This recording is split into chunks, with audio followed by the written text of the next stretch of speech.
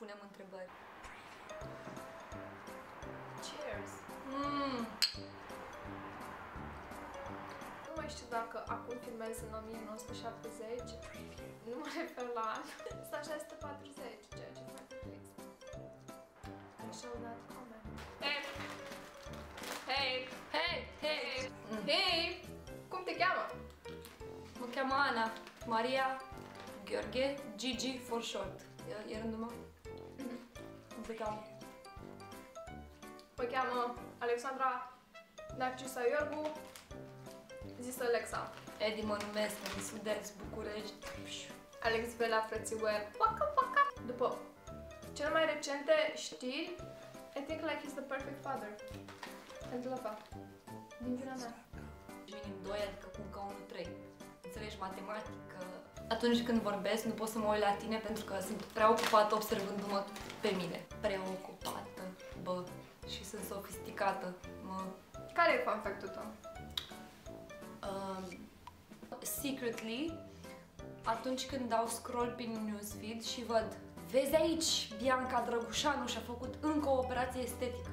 Este un alter ego care vrea să dea click și știe că e spam și mă împinge și mai am o secundă până dau click, dar în ultimul punct dau scroll.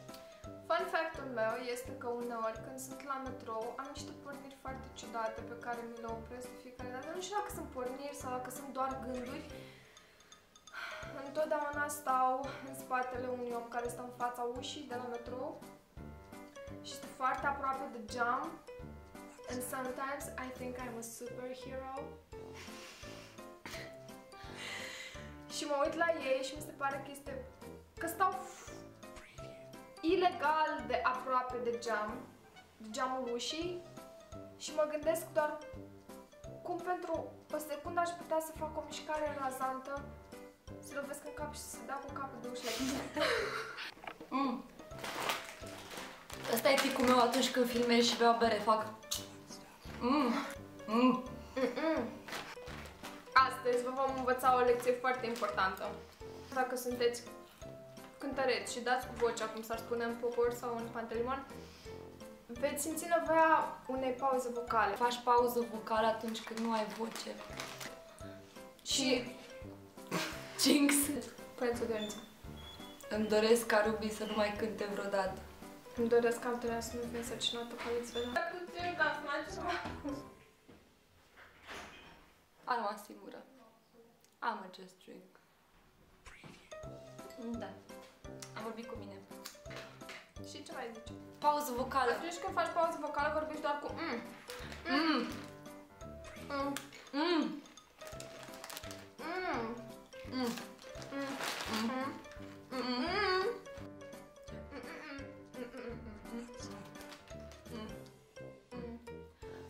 Ideea este că trebuie să vă dați seama dacă vocile voastre îți varză, încât nu aveți nevoie de pauză vocală, nu știu, Ideea este eternă. că există oameni care ar trebui să facă o pauză vocală interioară.